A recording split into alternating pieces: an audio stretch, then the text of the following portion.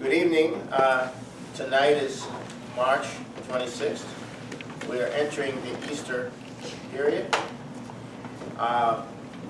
We are here in Vancouver for the bi-weekly BC chapter of the LaRouche movement. Okay, so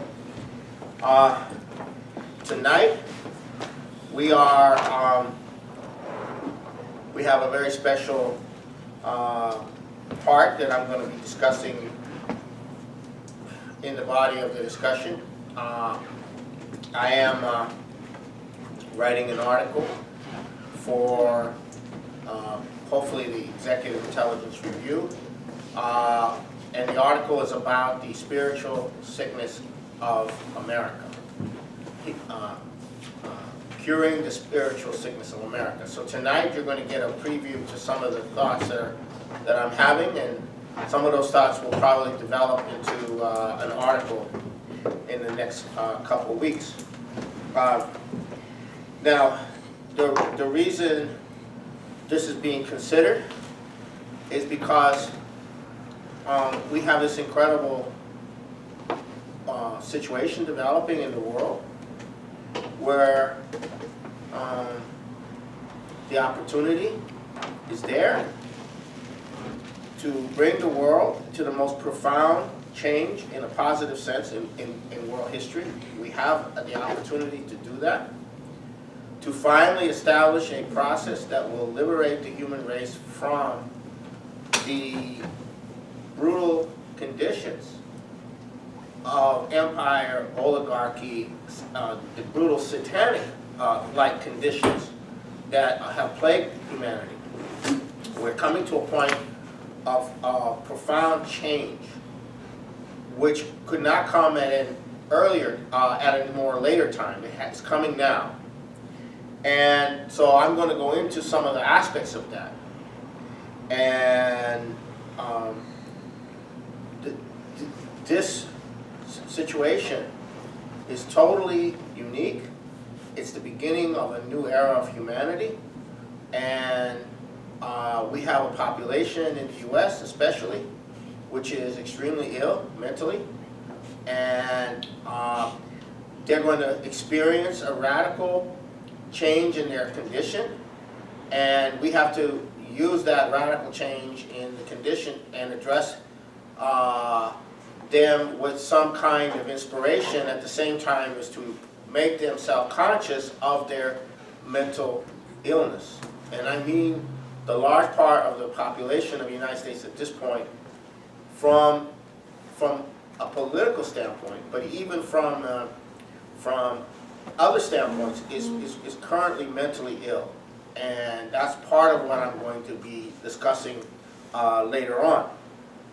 Now I want to start with what the Chinese are doing, because what the Chinese are doing is not really understood.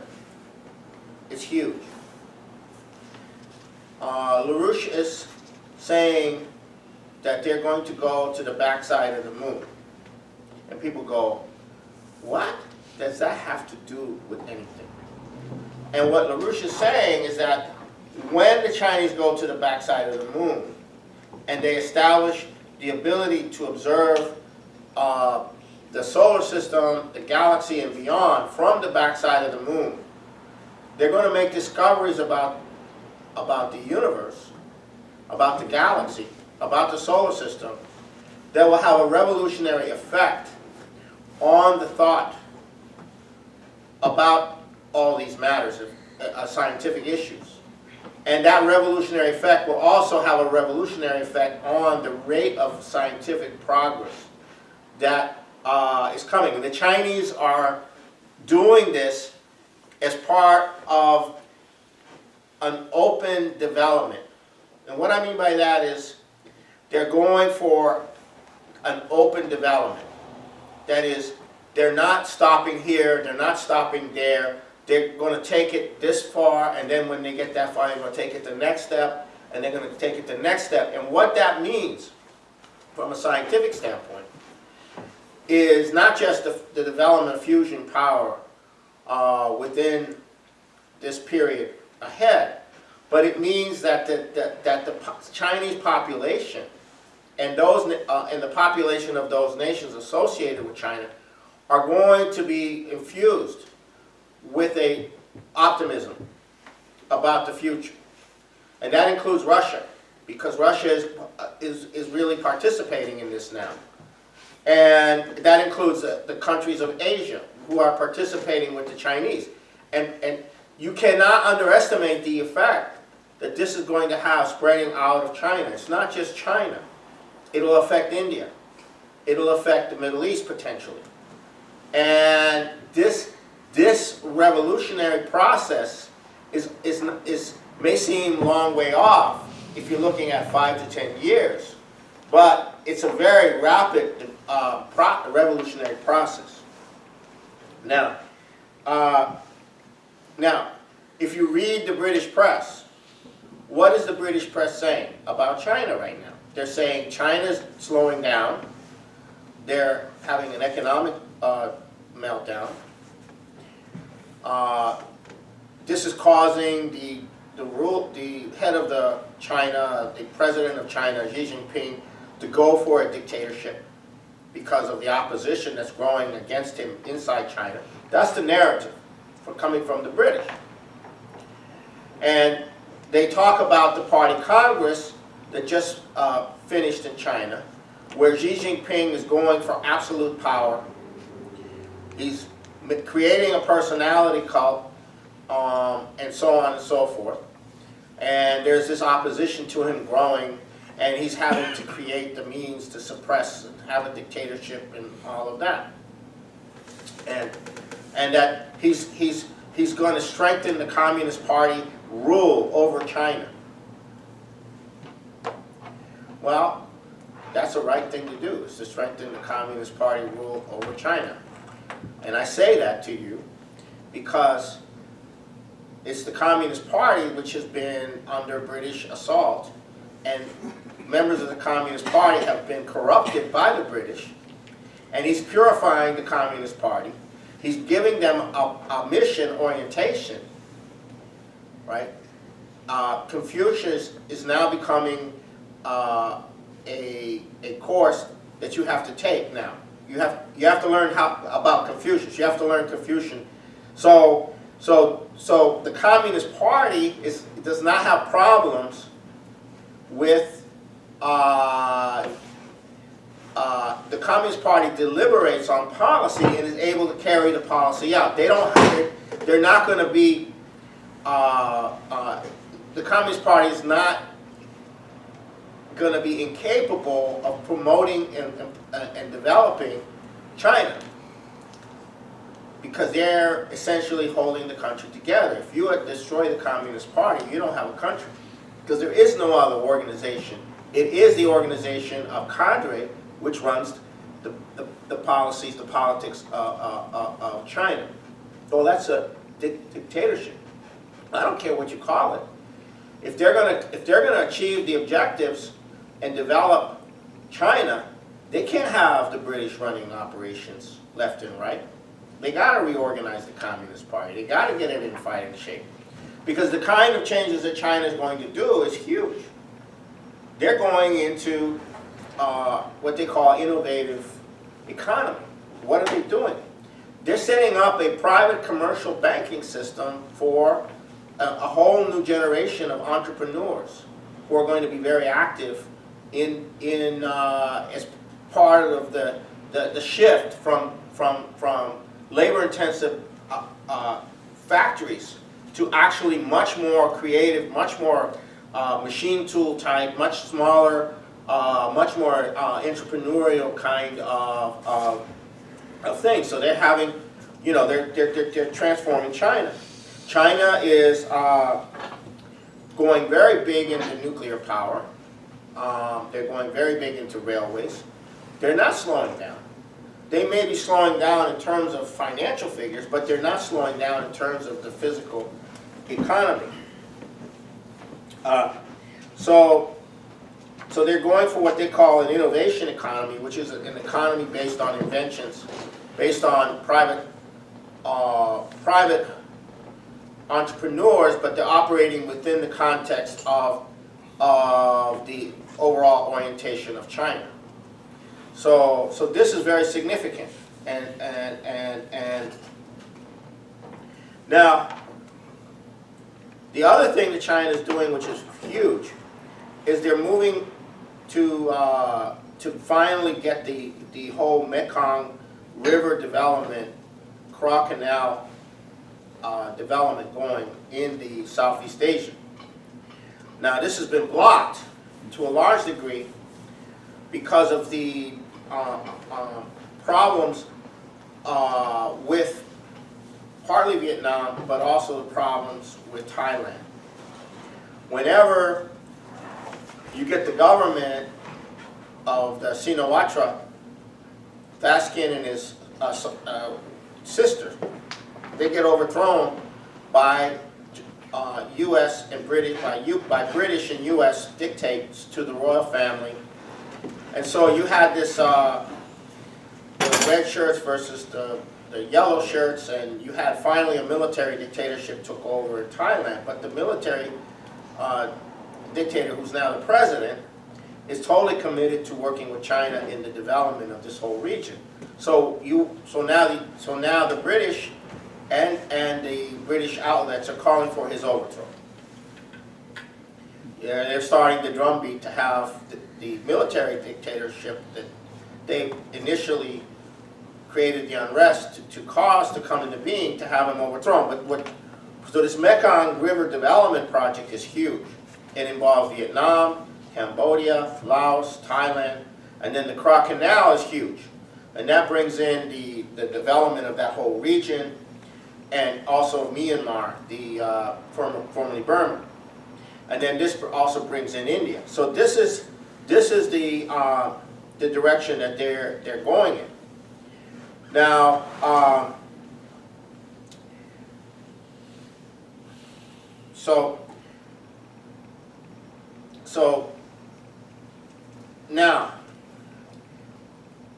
but the big thing the Chinese have gone is they've gone to the Middle East, and they're laying out for all of these Middle Eastern countries a plan to bring the entire Middle East into transportation corridors and development corridors with respect to the New Silk Road.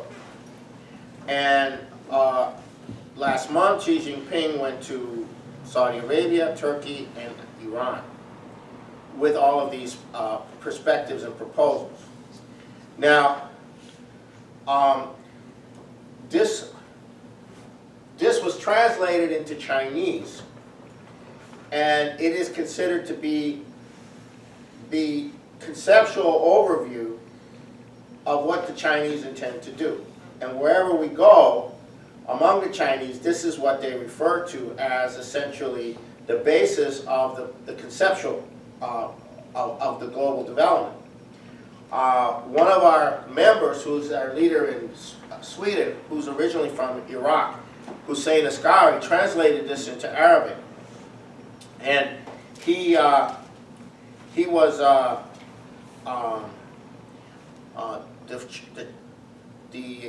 he went to Egypt, and the Minister of Transportation held a press conference with him releasing the Arabic version of this language. So the Egyptian Transportation Minister not only endorsed the proposal, but went into the details of the plans that they have to build in Egypt. And this is very, very important. Then he also met with the admiral in charge of the reconstruction and running of the Suez Canal. And he also met with a former prime minister. And with the idea of disseminating the dialogue around the New Silk Road, which has now been translated into Arabic, and it will have a big impact in Egypt, but it will also have a big impact throughout North Africa, down south into Sudan, into other places where people are Arabic leadership. So this is going to circulate in the Arab world in a very big way. Now, now we come to Russia. Okay, what Russia has done in the last month is pure, what Putin and Russia have done in the last month is pure genius. They have this mess in the Middle East, this mess in North Africa, this mess with the refugees hitting Europe, the chaos that this is causing is intentional on the part of the British interest in the United States, Turkey and Saudi Arabia, and what the military intervention of Russia was to strengthen the Syrian institutions, the military, the Syrian institutions of government. Because without those institutions, you're going to have total chaos.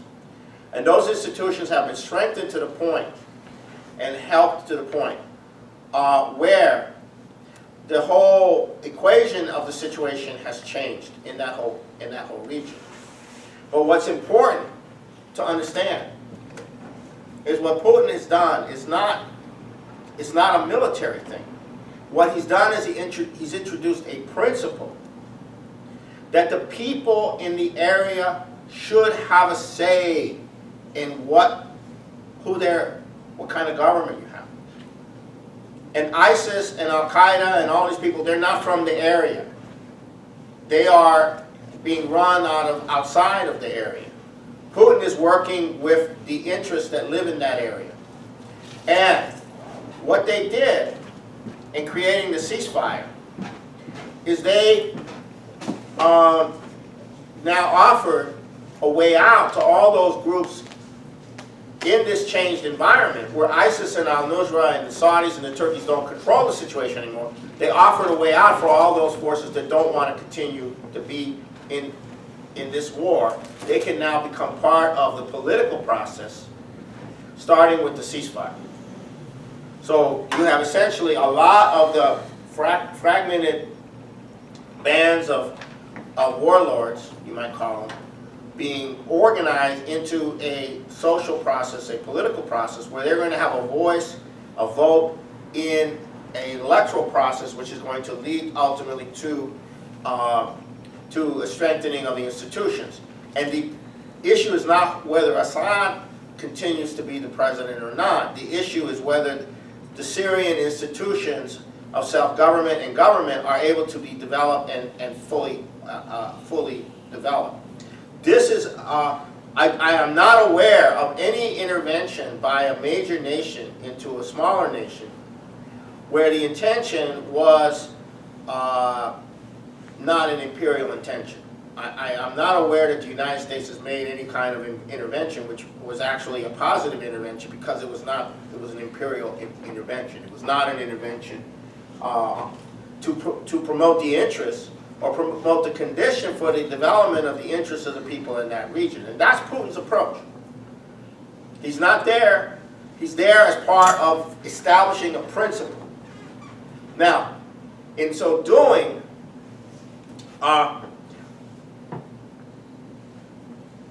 Putin's primary objective was to organize a faction of the United States. His primary objective was to organize elements in the United States who have not been happy with the policy of Obama, who have not been happy with the policy that supports ISIS and al-Nusra and all of that, and organize them, give them the space to distance themselves from Obama. So you have essentially a meeting going on. You had a meeting going on for 4 hours on either Tuesday on the 23rd and 4 hours on the 24th, or was the 24th and the 25th. The first 4 hours was between Kerry and Lavrov. The other 4 hours on the next day was between Kerry, Lavrov, and Putin. And these meetings actually were serious meetings. They began to discuss where they had common interests and where they didn't have common interests. And it's not so much that they made an agreement here or an agreement there, but this process of discussing what is your interest, what is our interest, what's in the interest of both of us, is the first move towards having the United States and Russia have a discussion about what is in their interest. not have this disruptive, crap going on where they don't talk about things, where they don't discuss what's in their interest. So is it in the interest of the United States to be threatening to go to nuclear war with Russia? No, it's not. So you have, the communication process is beginning to be established between the State Department, between the Foreign Ministry of Russia, between Putin and elements in the United States, so that there's an actual process of discussion. So it's not mediated by an external disruptive element called the British, or the British aspect in the United States. Now, I'm going to read you something, or read you parts of something, which I took the captions from an interview. It was there were captions or subtitles from an interview with Lavrov that was done over a week ago. But I think it captures the spirit of the Russian orientation. And Lavrov says, in the discussion, he says, in the United States there is a party of sanctions and there is also a party of war. There's not a party of peace. There's a party of sanctions and a party of war. The commander of American troops in Europe, and what's his position? Breedlove. Yes, Breedlove. Breedlove. Although his name is Breedlove, he talks drivel, like the need to prepare for war and victory over Russia. He means it literally, not figuratively. So there's a party of war and a party of sanctions. Apparently, it is hard to go against one's nature when you are genetically conditioned that your country doesn't have to listen to anyone. Times change. I'm looking at this philosophically. Possibly, if you have a power not limited by anyone, this relaxes you, as well as corrupts, to a certain extent. But, I repeat, now the Americans are getting a feeling that they can no longer solve serious problems on their own. They can no longer control even the countries that have been their long-term allies, such as Turkey, for example, which is ignoring their demands regarding the Syrian settlement. Americans are cooperating with the Kurds in Syria, whereas Ankara named the Democratic Union Party, a partner and ally of the Americans, a terrorist organization. Furthermore, they fire at the Kurds from their own territory. We have several times pointed out to the Americans that this violates all agreements and resolutions. But they avert their eyes in confusion, saying, yes, we agree with you, but we need time to calm somebody or other down. So not everything is under Washington's control. And such a cowboy approach, of course, will soon become a thing of the past. But the process is painful, and it will take some time. We will treat this with understanding, and we'll be waiting until the new reality is established in the heads of Washington politicians. In the meantime, we will continue to interact where it serves our interests, and naturally will respond firmly to any unfriendly action towards us. Now, I think that captures, for me, in somewhat understated diplomatic language, the orientation that Russia has towards the United States, which is we're going to have to work with the United States. So we have to recruit the United States. And certain things have to change inside the heads of people in the United States. But we're going to be understanding, we're going to be patient, but we're going to be firm. So this is, more than anything else, a educational process that's being brought upon the United States in the realm of strategic policy. And I think we're very fortunate that the Russians have that point of view, because that is the only point of view that can be effective in creating a world where we're not all going to be, crispy critters. I mean, that's the kind of approach. That's a mature approach. And now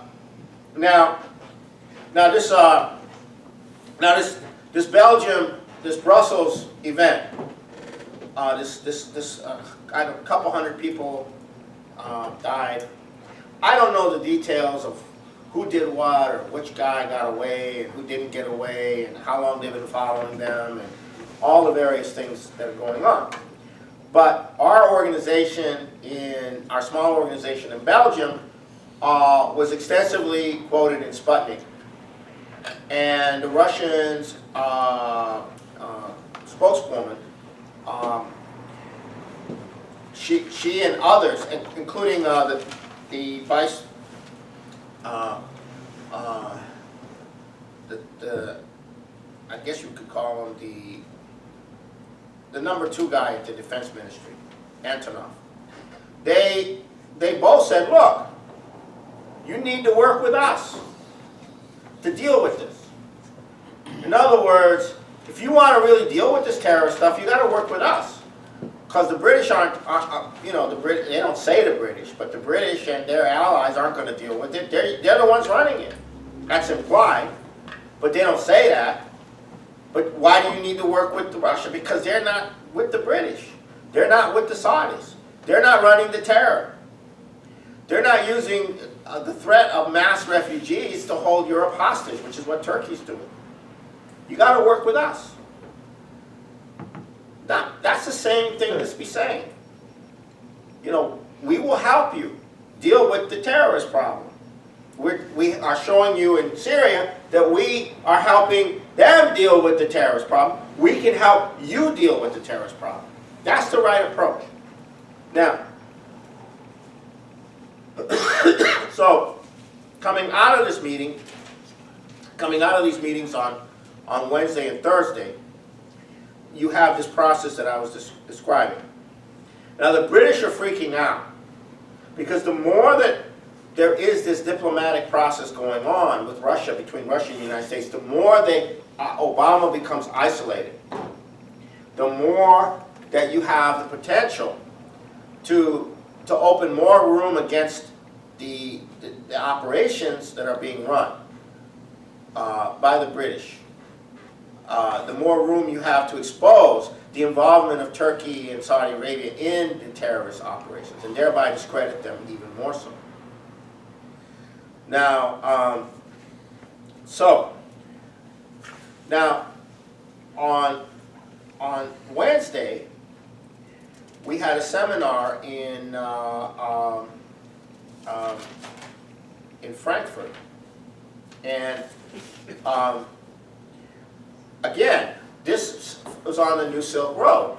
And when Helga was in India earlier this month at the Raisina summit, which was quite a mixed bag, she was on the first major panel, and she made her address the issue of the New Silk Road in the Middle East as a way of dealing with this crisis, to give these people, to give whatever forces in that region an alternative to permanent war, a future of development, not permanent war. So she followed up with they followed up with a conference in Frankfurt, and so you had Hussein Askari there. You had the General Counsel of the Democratic Republic of Ethiopia, and you had 3 Italians who were part of the Transaqua project, Transaqua program for Africa, which is the development of the whole Lake Chad region. It's the water development, it's to refill the lake, it's to launch the deforestation, it's the Transaqua project for Central Africa and North is very crucial for the future of Africa. And so they spoke. And at the same time that we were having this conference in Frankfurt, another conference on the Arab New Silk Road was being held in Yemen. As the Saudis were bombing the area, they were having a conference in Yemen. So that's like in your face. Yeah, so they were having a conference in Yemen. So and so so now you have 450 million people in this whole region. And Syria is in the center of it. And this Ethiopian Consul General said that Ethiopia itself has 800 refugees from South Sudan, Somalia, Eritrea, taken in, and fact that nobody in Europe talks about Ethiopia. And how they're going to industrialize Ethiopia, and they will be transformed from a primary products export to a nation with high value production and infrastructure, in cooperation with Russia, China, India, and Brazil in rail projects as well. So the Ethiopian General Council presented an Ethiopian orientation for development. So there's a lot of freakouts going on by the British, and they are going on the offensive, which I'll get into in a bit, in Latin America. Now we come to the other aspect of this, which needs to be discussed, which is we were saying going into the new year in January that the financial system was on a critical situation. A lot of the bankers were warning, everybody was warning. And what was going on at that time was a dialogue among the financial crowd, transatlantic financial crowd, that they could not continue doing bailouts. They would have to find a way to bring the interest rates up a little bit, and somehow dry out a lot of the financial stuff. And that now's the time to set up for the bail-in. That is, set up for conversion of some of the bank liabilities into stock to recapitalize these banks. Well, push came to shove, and they didn't do that. And what they did instead is they went into more bailout. They went into more quantitative easing. They went far greater than ever before. Now this is creating a situation where it is being characterized throughout the financial community as the Federal Reserve, the Japanese Central Bank, and now the European Central Bank are offering credit to the financial community at below zero interest. In other words, there's no cost for me to borrow an unlimited amount of money from the central bank. In fact, I make a little small profit from borrowing the money. I make the profit. So what am I going to do with this credit? What am I going to do with this credit? Well, this allows me to then lend the funds out for purchasing the stock, to keep the values up in the stock market, to keep the values up in the bond markets, to keep the values up in the various markets. Because otherwise the whole thing is done. So now this is going to have what they were saying would happen before was that there would be a deflationary, what they call asset deflation. That is where the values of all these assets would collapse. The values of all these stocks would collapse. The values of all the real estate would collapse. The values of all these financial instruments would collapse. Instead, what you're having is the values are going up through this massive quantitative easing. So that's an inflationary process. So now we're entering a more dangerous inflationary process, and so forth. So that's the financial situation. Now, this situation has been continuing, and it cannot forever continue, because what 0% interest rate does, right, is people can't put their money in the savings deposit. They're not going to get any interest for it. right? And it's totally it discourages investment in commercial activity. So you have essentially a continuing disintegration of the commercial activity, of the actual commercial activity. And you have more people being thrown out of work, and you have more people going on the scrap heap. But the government says in the U.S. that we're having more economic recovery, we have more jobs, and it's all a fabrication. It's all increasingly a fraud. So now you have a situation in the U.S. where the population has become the working population, the population with the skills, the population which used to have an identity, does not have that identity anymore. And they're dying from heroin overdoses, and just you have a massive increase of drug addiction. You have a massive increase of hopelessness, and people just seeing no future. And meanwhile, the financial system is just going further into this expansion of financial instruments. So something's going to give there. And but the bankers who were saying they were going to raise the interest rates a little bit, and they saying they were going to do the bailouts, they blinked. They wouldn't do it, because that would have been the end of the system right there. So now we have these huge battles going on in Brazil, where the British are trying to overthrow the current government of Rousseff.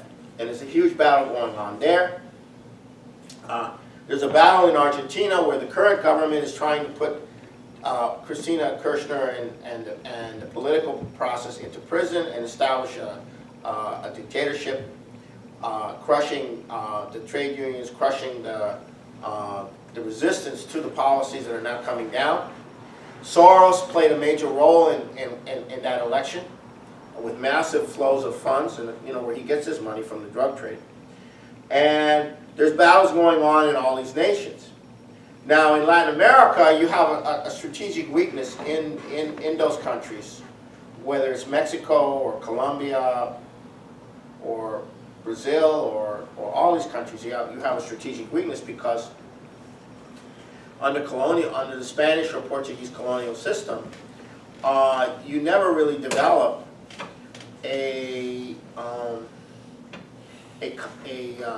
what do they call it?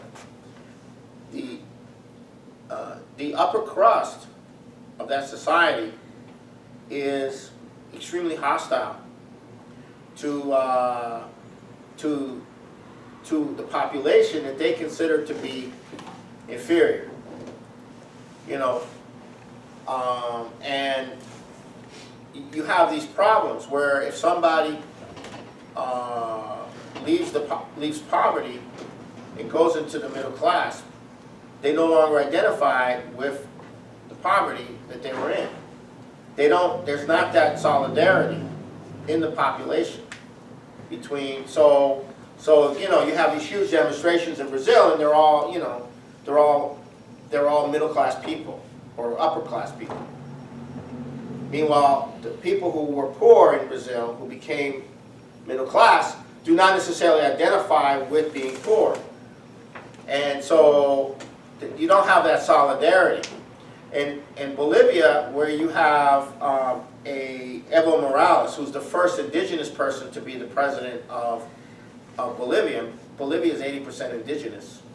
So it's kind of unusual that you never had an indigenous leader become the head of Bolivia. He has more support in the population because they see in him a representative of them, but the British are under massive assault there too. And they are able to play the upper class and the middle class against the poor. And this has been a historic problem in that part of the world. And in Mexico, you had a civil war in the 20s, in the late 20s, early 30s, where the Mexican government cracked down on the church and cracked down on the upper crust and a religious war occurred in Mexico. Hundreds of thousands of people were murdered in that war, and the U.S. had to intervene to get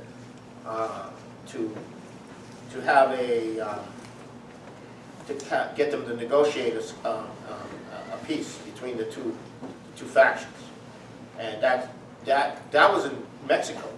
Okay, that's not far away. So you have these social problems left over from the colonial period that has not been resolved, and now I'm going to come to the U.S. situation. Okay, we have the four candidates have emerged basically. You have this Trump character, and he's managed to galvanize support among the people who have been disenfranchised. These are people who gave up on both parties. These are people who gave up on the system. These are people who pretty much react to Trump from the standpoint of their rage at the party system, at what's going on. Okay? And then now you have the Bush crowd and all of the Republicans now regrouping around Ted Cruz, who they're now going to try to put forward as the guy who could stop Trump, unify around Ted Cruz. Now, the Cruzes are not friends of the Bushes. So the Bushes are coming in, and the Bushes have the Nazi apparatus. They have this vast apparatus, and so now they're combining with the evangelicals, or some of the evangelicals who are behind Cruz. So and this character, Cruz, is not a good person. His character is a very nasty character, and he's vicious. So you have that thing coming at you. Then you have the Trump thing coming at you. And then you have Hillary, her campaign is entwined completely with Obama.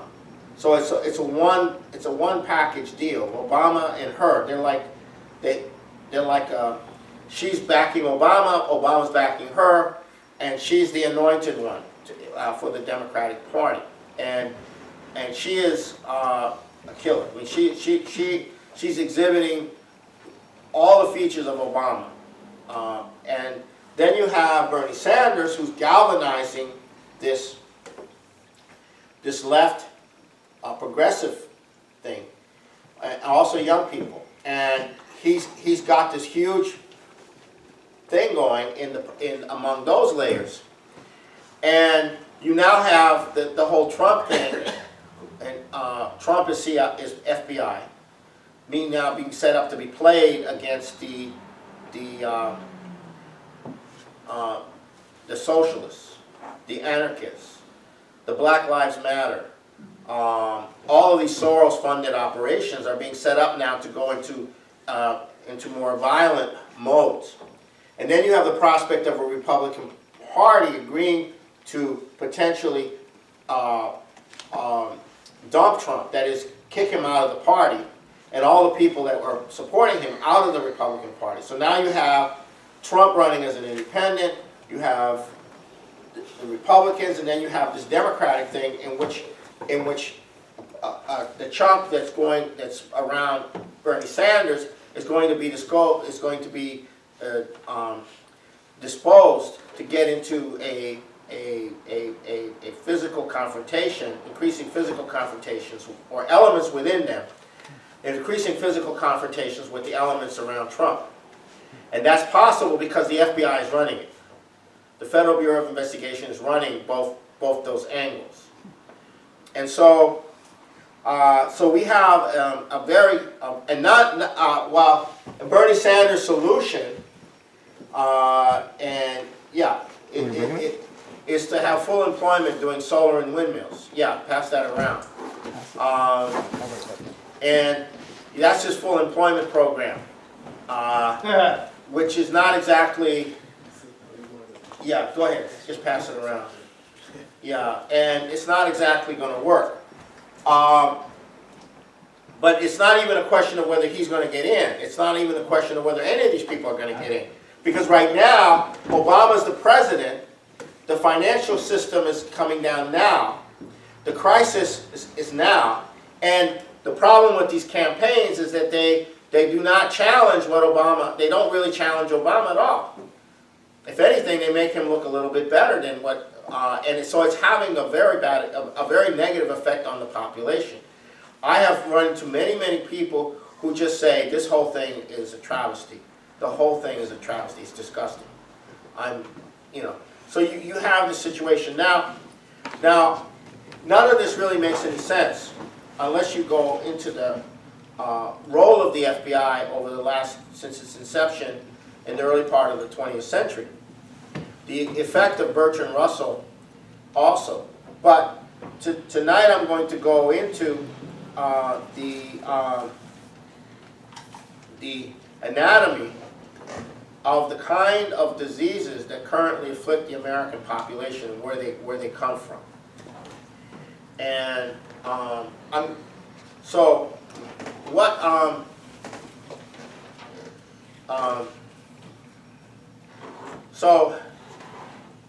the intention in the founding of the United States was one thing.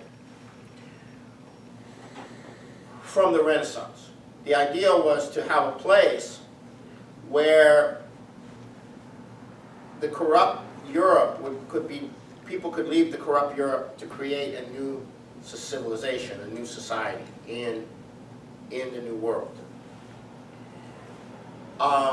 However, and these individuals came to Canada, they came to the United States, to the colonies. However, an element within that developed in the South of the United States, based on the beginnings of which were based on slavery. And this then developed into the fight around the Constitution over the issue of whether slavery would be allowed. And ultimately a compromise was made. But Alexander Hamilton and Gouverneur Morris were fighting to not have slavery in the South. Not allow slavery. Or if it's allowed, you do not allow the planters to vote on behalf of the slaves. And so they wouldn't have a vote.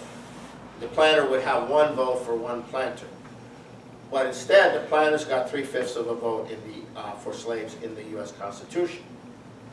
Now, the core root of America's large part of Americans' problems come from slavery.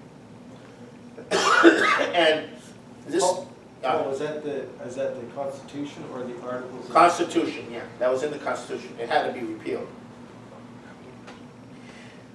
In other words, the planter could count his slaves, and then male slaves, and then the planter would be able to cast a vote equal to the 3/5 of those slaves in the elections. Slaves didn't vote. They were property. Now, I'm going to go back in history to the Roman system. The Roman system was the following. You had Roman citizens, and then you had all the others.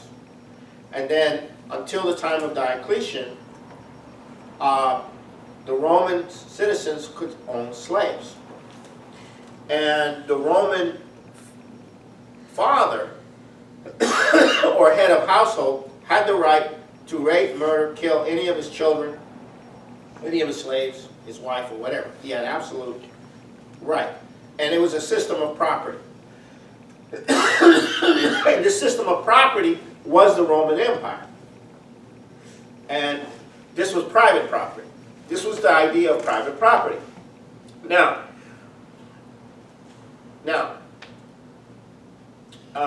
so you're in the South, and you have a system of property. And when Jefferson came to write the Declaration of Independence, he put forward the idea of life, liberty, and property. And this goes back to the founder of the slave system in the United States, in the colonies. His name, believe it or not, is John Locke. The great philosopher John Locke was the founder of the slave system. Now, what this does to people is, if you have property, you are, in other words, what this does is, if you have no property, you are nothing. It's the opposite of Corinthians, where you say, if you have not love, you are nothing. It's the opposite. If you have not property, you are nothing. And from the early childhood, your entire existence, your entire life is based upon, will I get property? Will I have property? And that property belongs to me. It doesn't belong to the nation. It doesn't belong to the state. There is no concept of that. That property is mine. And that was the whole idea of Jefferson's idea. You have property in the form of slaves.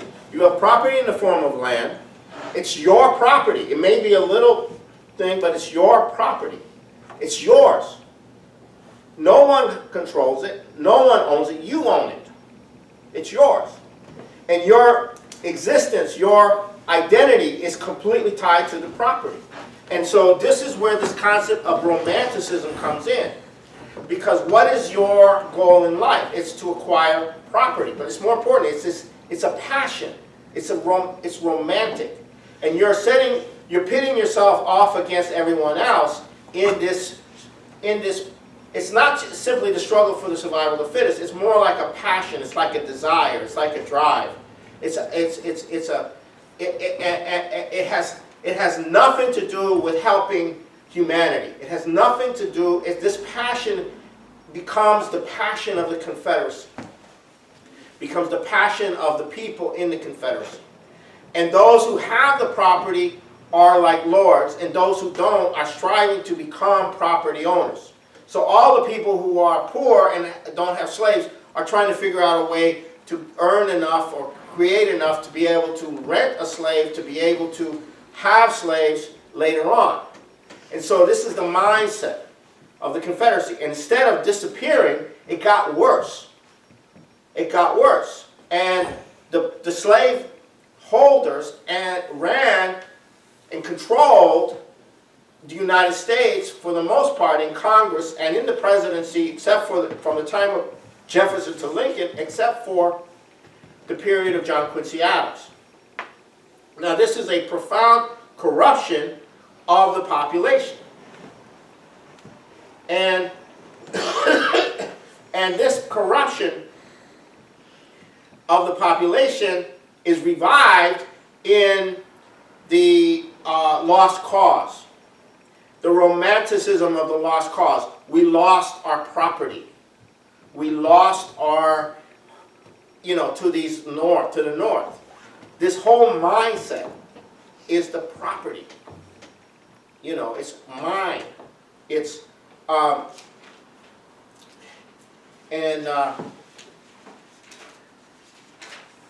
let me get the other notebook here real quick. This is the wrong notebook.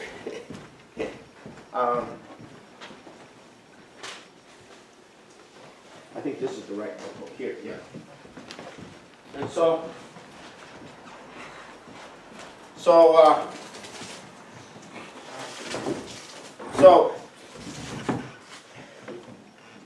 if I have not property, I am nothing. Now, that's a very unchristian idea. and it was not just about slaves. It was about the passion for property. And today, it is, if I have no money, I am nothing. People have this idea, what is American materialism? What is American practicality? It's not materialism in the way people think. It's without material possessions, I am nothing. I have nothing. Well, you have a soul. You have a mind. You have friends. You have neighbors. You have companions. No, I have none of that without property. I am nothing without property. And good government is that which helps me get rich. Bad government is that which taxes me. And this decreases what is mine. And this is the mentality of these that comes out of the Confederacy, goes into the Ku Klux Klan thing. You know, it's this mentality that becomes the Depression. Before the Depression, the Roaring '20s. It's everybody's playing the stock market. Everybody's trying to get rich. Everybody's trying, and then the whole thing crashes. And that comes out of the slave system. It's not in the Puritans, per se. It's not in the immigrants who come to the North to develop the North. And ultimately, the development of the North and the development of the infrastructure creates the economic power and a different outlook, which is not property, which is development. I want a better future for my children. That was the immigrants. It wasn't property. I want to create a better future for my children and give them opportunities that they did not have when I was in Europe, when I was, or fleeing the potato famine, or if the Germans come over. Okay, so you have this different thing by the immigrants, which is the idea of progress, which is I'm coming here to have progress. I'm coming here to develop. I'm coming here to take a piece of land and develop it into something and make it productive. That's not the mentality of the slave system. And that mentality has continued on and has been protected, has been nurtured, and it's been nurtured through a process of romanticism. The Nashville Agrarians, William Yandell Elliott, the Southern Nashville Agrarians, they wrote novels about this passion, about this. And you see it in the culture, you see it in the movies. This passion for acquisition, this passion for the shareholder value. It's really a problem, and it was those times when Americans were breaking out of that system, like with FDR. FDR was crushed in 1944. He was weak, he was sick, he couldn't decide, he couldn't determine who would be the vice president, and it came back. The FBI brought this mentality back through the communist scares, through everything. No, you do not care about humanity. You do not care about, you're a communist. You have to care about yourself. It's the whole cultural shift that took place. There was a cultural shift that took place after the Civil War. There was another cultural shift that took place after the World War II towards this mentality. And but it's a romantic idea of the individual. It's a romantic of the individual. It's the rugged individual is one form of it. There's other forms of it. It's the idea you're going to get ahead, you're going to become rich, you're going to become wealthy, but not productive. It's this mindset. And your existence, your value as a human being is totally dependent on that. Well, isn't that Donald Trump? What you're saying is Donald That's, Trump. of course. Yeah, obviously. So how is he going to solve our problems with that kind of mentality? Well, but that's what he's drawing, is the American dream. Yes. The American dream is dead, but maybe not. Come again, say that The again. American dream is dead, but maybe not. Donald Trump. But that's his American dream. That's a very good point. I can put that in the article. Thank you. Okay. So yeah, that's his idea of the American dream. What's the libertarian idea of the American dream? Same thing. It's the American dream. But that's not the dream of the immigrant. That's not the dream of the battle hymn of the Republic, which said, let us, Jesus Christ died across the sea, let us die to make men free. That's a whole different concept. That's a powerful concept. It's not the idea of Negro spirituals, which is a very powerful quality. It's not the idea of classical music. And you had this massive German and Irish immigration that took place in the United States in the latter part of the 1800s. And they weren't part of that. But they were attacked for not being part of that. You had the Germans bringing Schiller, bringing a different idea of man to the United States than this Southern problem. Now, when you cultivate that kind of evil in people, it runs amok. And when it does, people turn to the notion that man is evil. Man is just greedy. There's nothing good about man. God made us this way. And that's when you have this, people get freaked out by their own evil. That's when they become fundamentalists. And so you have, wherever you have this extreme form of property-minded people, you also end up tending to have also the most extreme form and the largest conditions of fundamentalism. And then it flips into this question of, you know, the property you have is really a gift from God, and, you know, this proves to you that you're, you know, whatever. And this whole mentality is not the only mentality in the United States, but it's a dominant mentality of a certain part of the United States, and it's a disease. It's a disease. Mental disease. It's a mental disease, absolutely. And that's what I'm going to say in the article. And You should watch 12 Years a Slave. Huh? For inspiration, you should watch 12 Years a Slave, just to... I'm going to see it. That's what I intend to see. So, now, how was this ever addressed? Well, Kennedy addressed it with the space program. Okay? The idea was to create a future, and that would then give people a sense of the future. So the space program was very important in countering this, because it gave people a future. FDR countered it by creating a sense of worth through economic development. People who are thrown on the scrap heap got to become skilled after a while. Youth got to be skilled, so they developed a certain quality of optimism. And this was crushed, and the FBI played a major role in crushing. Now, very important in all of this is the role of the Civil Rights Movement and Dr. Martin Luther King. I am firmly of the opinion that Dr. Martin Luther King had a very clear sense of this disease, and he was attacking this disease. And he was creating in the black community a passion for a moral concept of man. And this resistance, this idea of a moral, he followed Mahatma Gandhi, but this idea of a moral passion for resisting these abuses was causing an educational transformation in the white population, because these people were exhibiting a moral quality. They were not violent. They were not being greedy. They were not being slaves. They were not being serfs. They were showing this moral quality, and it had an incredible effect.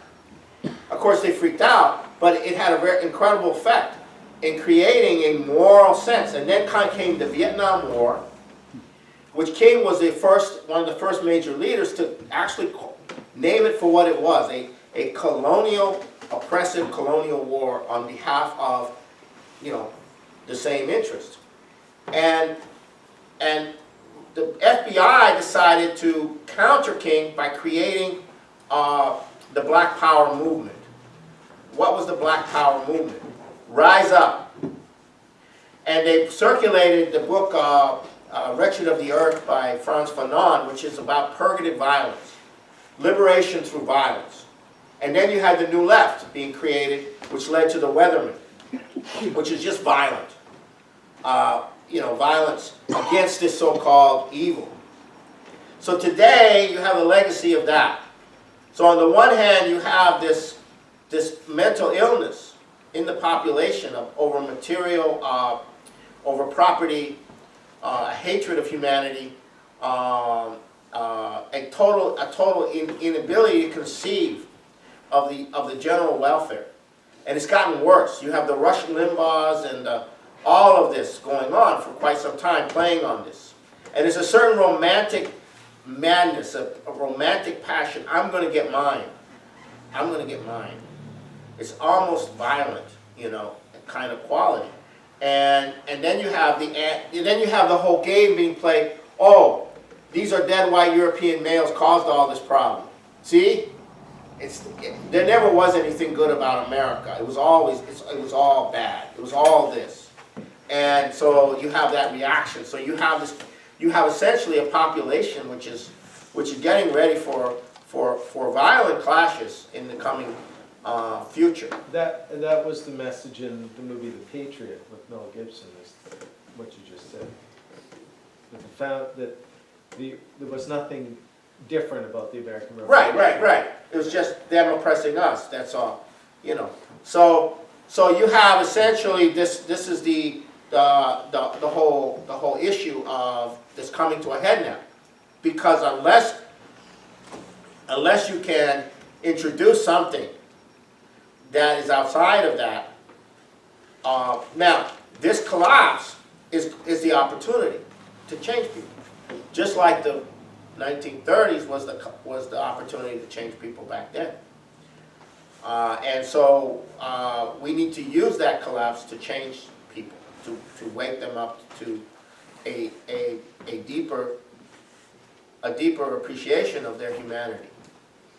And that's what I'm hoping to try to get across, or I don't know if I'm going to be able to get it across, but that's what I'm going to try to hope to get across in this arrangement. So you're going to be writing an article regarding this problem or social Right. disease, as you call it. What is your suggestion or your what would be the solution you were going to suggest for this? For people to see this, for the people who are not completely possessed of this, to see how this works. Yeah, but if you have an opportunity like that, you would have to put forward. Right. We're putting forward the space program. We're putting forward a number of different things, as a revival of the space program is one of them. And getting across this idea of what the Chinese are doing, getting across the idea of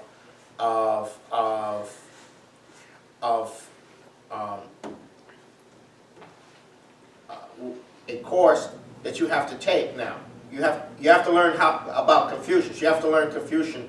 So the Communist Party does not have problems with the Communist Party deliberates on policy and is able to carry the policy out. They're not going to be. The Communist Party is not going to be incapable of promoting and developing China, because they're essentially holding the country together. If you destroy the Communist Party, you don't have a country, because there is no other organization. It is the organization of cadre which runs the policies, the politics of China. Well, that's a dictatorship. I don't care what you call it. If they're gonna achieve the objectives and develop China, they can't have the British running operations left and right. They got to reorganize the Communist Party. They got to get it in fighting shape, because the kind of changes that China is going to do is huge. They're going into what they call innovative economy. What are they doing? They're setting up a private commercial banking system for a whole new generation of entrepreneurs who are going to be very active in as part of the shift from labor-intensive factories to actually much more creative, much more machine tool type, much smaller, much more entrepreneurial kind of things. So they're having, they're transforming China. China is going very big into nuclear power. They're going very big into railways. They're not slowing down. They may be slowing down in terms of financial figures, but they're not slowing down in terms of the physical economy. So they're going for what they call an innovation economy, which is an economy based on inventions, based on private entrepreneurs, but they're operating within the context of the overall orientation of China. So this is population, and the population of those nations associated with China are going to be infused with a optimism about the future, and that includes Russia, because Russia is really participating in this now. And that includes the countries of Asia who are participating with the Chinese. And you cannot underestimate the effect that this is going to have spreading out of China. It's not just China. It'll affect India. It'll affect the Middle East potentially. And this revolutionary process may seem a long way off if you're looking at 5 to 10 years, but it's a very rapid revolutionary process. Now, if you read the British press, what is the British press saying about China right now? They're saying China's slowing down. They're having an economic meltdown. This is causing the head of the president of China, Xi Jinping, to go for a dictatorship because of the opposition that's growing against him inside China. That's the narrative coming from the British. And they talk about the party Congress that just finished in China, where Xi Jinping is going for absolute power. He's creating a personality cult, and so on and so forth. And there's this opposition to him growing, and he's having to create the means to suppress and have a dictatorship and all of that. And that he's going to strengthen the Communist Party rule over China. Well, that's the right thing to do, is to strengthen the Communist Party rule over China. And I say that to you because it's the Communist Party which has been under British assault, and members of the Communist Party have been corrupted by the British, and he's purifying the Communist Party.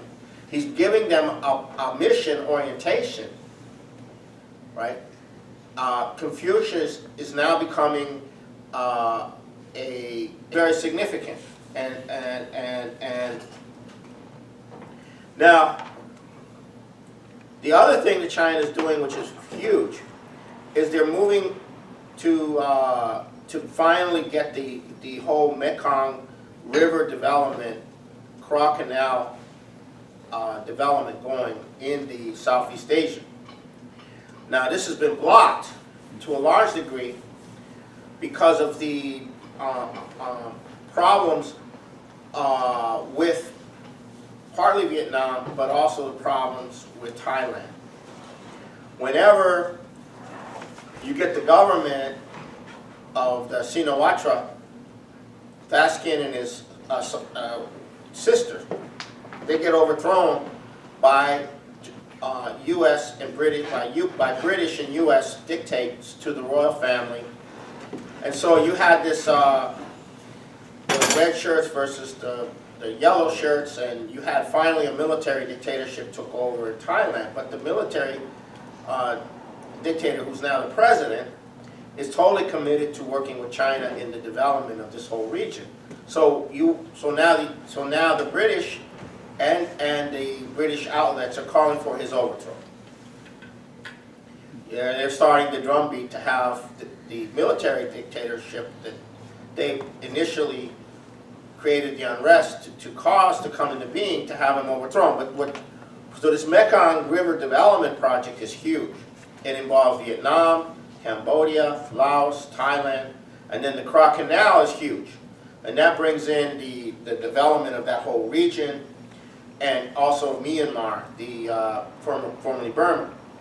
And then this also brings in India. So this is the direction that they're going in. Now,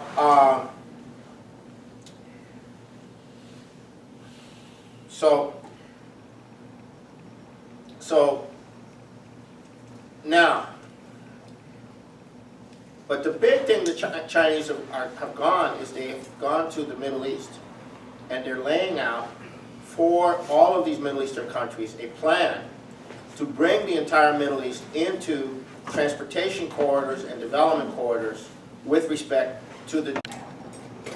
Good evening. Tonight is March 26th.